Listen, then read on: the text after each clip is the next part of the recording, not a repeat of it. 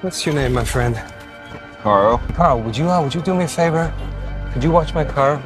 I'll pay you like a couple of $100. All you gotta do, here's a telephone, just call me at this number. Sound good? You're a good man, Carl.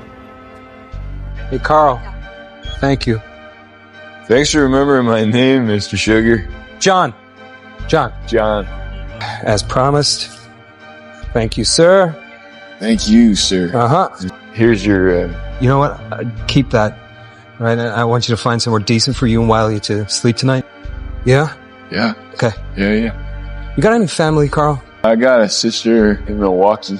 Call her and ask her if you can stay. Just tell her what's happened. Don't let pride get in the way. Just because you're living on the streets, it doesn't make you any less human than the rest of us. What's happened to you can happen to anyone. Call her tonight, then you call me tomorrow. I'll get you a ticket to Milwaukee, okay? Okay.